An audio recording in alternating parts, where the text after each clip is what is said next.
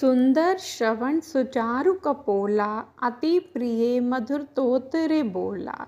जय श्री राम। सद्भाव रामायण अध्याय 39 धनुष यज्ञ भाग 1। आज धनुष यज्ञ का दिन है। अनेक राजा महाराजा सीता से ब्याह करने का मनोरथ लेकर सुबह से ही धनुष यज्ञ के मंडप की ओर आ रहे हैं। मंडप पूरा भर चुका है।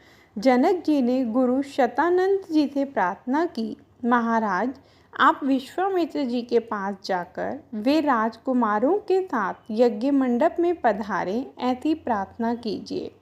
शतानंद जी विश्वामित्र के निवास पर गए।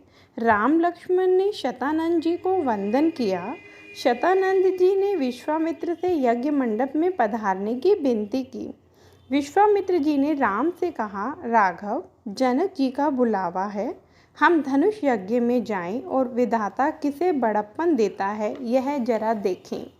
लक्ष्मण जी ने हंसते हंसते विश्वामित्र को कह दिया, बाप जी जगत में बड़प्पन और यश उसे ही मिलता है जिस पर आप जैसे बड़े संत की कृपा हो।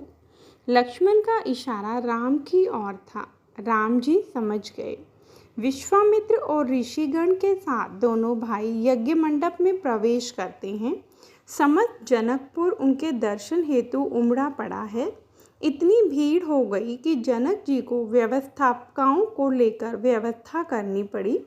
जनक जी ने जहाँ सब राम को देख सकें और राम सबको देख सकें, ऐसे एक विशिष्ट मंच पर विश्वामित्र जी और राम लक्ष्मण के बैठने की व्यवस्था की।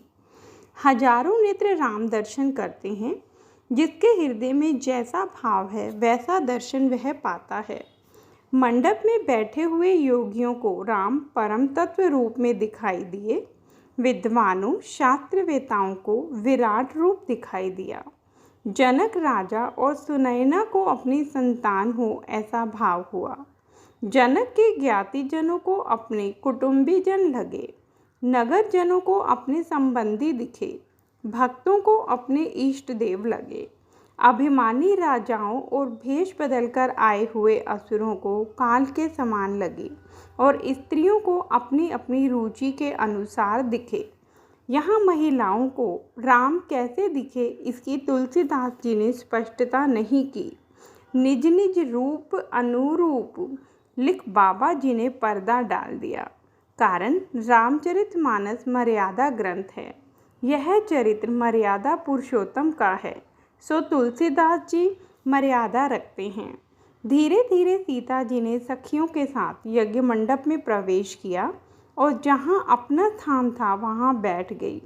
राम रूप को देखकर जो सब आकर्षित हुए त्यों सीता जी को देखकर भी आकर्षित हुए। जनक महाराज ने अपने बंदेजनों को प्रतिज्ञा की घोषणा करने की सूचना दी। बंदेजनों ने घोषणा की, हे महिपालो, हम जनक के दूत अपने हाथ ऊपर उठाकर आपके सामने प्रतिज्ञा की घोषणा करते हैं। राजपुरुषों, आप बहुत शक्तिशाली हैं।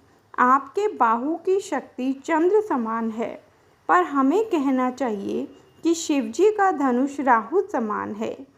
राहु जो चंद्र को निगल जाता है त्यों आपकी शक्ति यह शिव धनुष हर लेगा।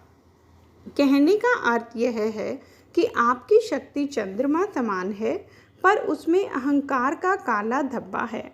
अथवा चंद्र ने गुरु पत्नी के सामने देखकर कुदृष्टि की, ऐसे आप जगत की जननी सीता से ब्याहने की इच्छा करते हैं। सो आप में और चंद्र में कोई फर्क नहीं है। इसमें राजाओं को एक गर्भित सूचना यह भी है कि चंद्र जो सूर्य प्रकाश से प्रकाशित है त्यों आपकी शक्ति राम जो सूर्य वंश के सूर्य हैं उनको लेकर है। पर राजपुरुष ऐसा कोई अर्थ नहीं करते। उन्हें चंद्र की उपमा दी, इससे तो वे दुगने जोश से तैयारियां करने लगे। वे फूले नहीं समाये कि क्या तो हमारा सम्मान किया, हमें कितनी बड़ी उपमा दी, हम चंद्र समान। आगे तुलसीदास जी ने एक शब्द प्रयोग किया है, शिव धनुष यह अंधकार का प्रतीक है। शिव धनुष अंधकार है और अंधकार का पूर्ण नाश चंद्र नहीं कर सकता। अंधकार के पूर्ण नाश के लिए तो सूर्य की ही जरूरत है। इसमें तो गर्भित रूप में राजाओं को इशारा है कि हे राजाओं, आप चाहे कितनी संख्या में एकत्र हुए हों, पर आप चंद्र समान हैं। समस्या का निराकरण आपके हाथ में नहीं, समस्या का निराकरण रघुवंशी राम ही कर सकेंगे। सभी राजपुरुष यह बात सुन लेते हैं। फिर जनक के बंदीजनों ने घोषणा की, इस सभा मंडप में जो शिव धनुष चढ़ा सकेगा उसे त्रिभुवन में विजय प्राप्त होगी, और जगत में जिसके सौंदर्य की उपमा न दी जा सके, ऐसा बेजोड़ सौंदर्य जिसका है, वह वैदेही उसके कंठ में जयमाला पहनाएगी। हे राजपुरुषों, अपनी शक्ति का प्रदर्शन कीजिए। जय श्री राम।